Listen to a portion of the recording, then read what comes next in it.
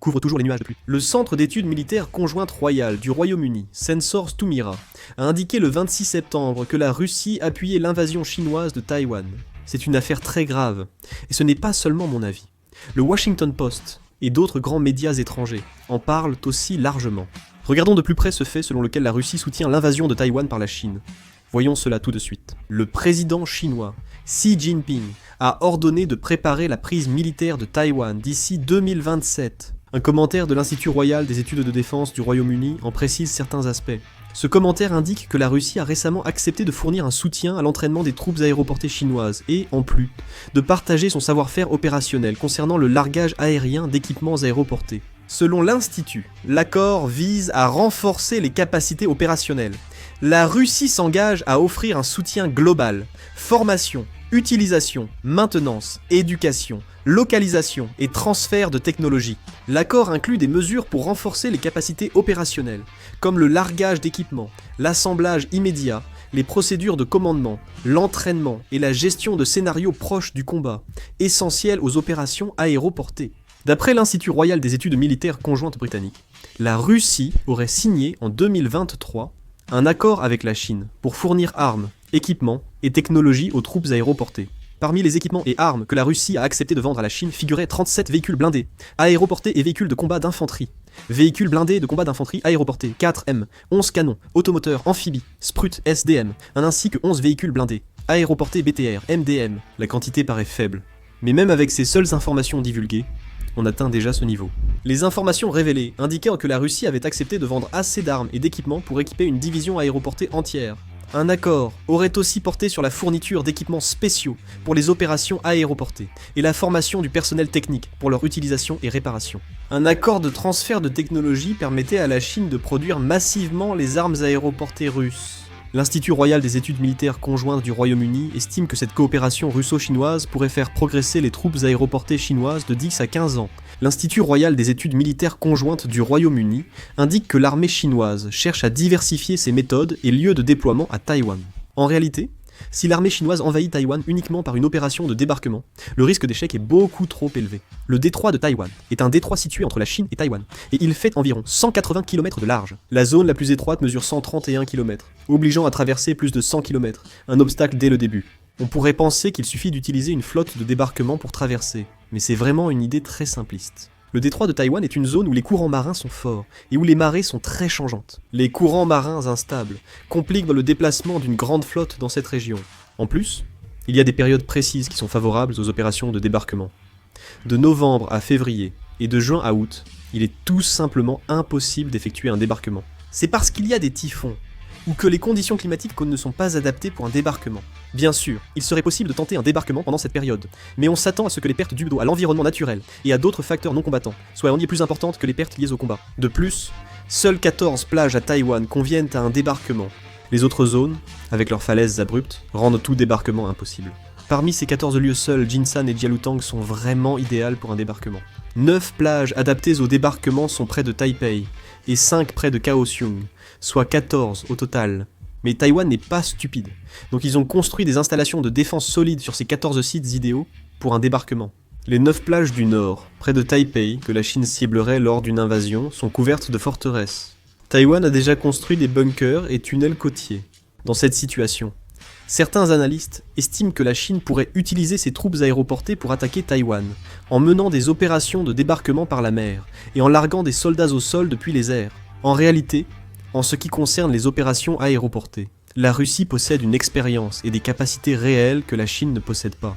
Bien qu'elles aient échoué en Ukraine, plusieurs opérations aéroportées ont été menées.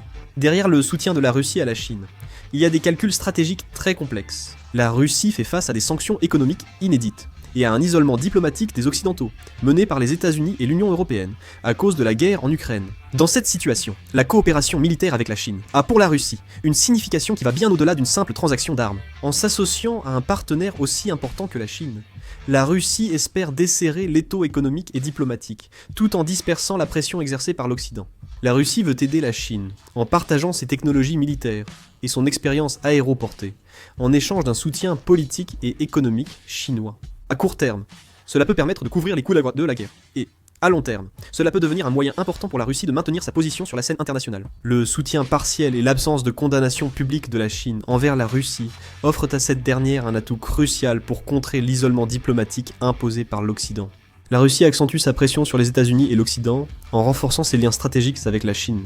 Alors que les États-Unis supportent déjà un lourd fardeau militaire et financier en soutenant l'Ukraine, si la Chine accroît la tension militaire autour de Taïwan, les États-Unis se retrouveront dans la situation de devoir gérer deux fronts en même temps.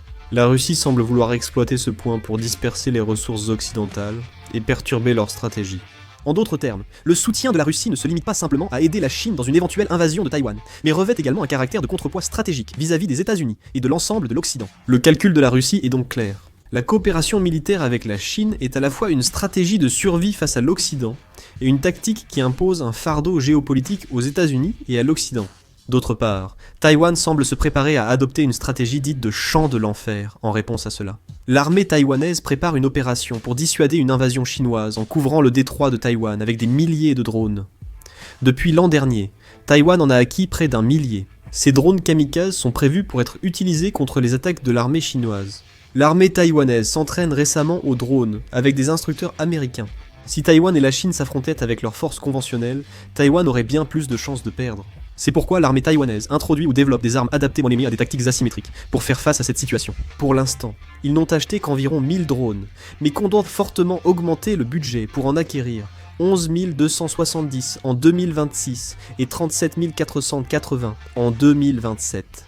Taïwan travaille aussi avec des fabricants locaux pour concevoir des drones kamikazes. De plus, l'armée taïwanaise déploie progressivement sur le terrain des armes asymétriques, comme des missiles, et elle accélère ce processus. Taïwan a déployé une version améliorée du Chesyung Fang 3 et le missile de croisière supersonique Qingtian-1, porté de 2000 km. Ils développent aussi le missile hypersonique Qingtian-2, pouvant atteindre Mach 6, n'est-ce pas? Si l'armée taïwanaise a pu acheter autant de drones, c'est aussi parce que le budget de la défense a considérablement augmenté. Taïwan augmente actuellement de façon spectaculaire son budget de la défense. Cette hausse est due à la demande du président américain Donald Trump d'augmenter les dépenses de défense, ainsi qu'à la pression militaire exercée par la Chine. Le budget de la défense pour l'an prochain est de 43 500 milliards de won, soit 3,32% du produit intérieur brut en hausse, de 22,9% par rapport à 2025. C'est la première fois depuis 2009 que le budget de la défense de Taïwan dépasse 3% du produit intérieur brut. En plus, Taïwan prévoit de continuer à augmenter son budget de la défense.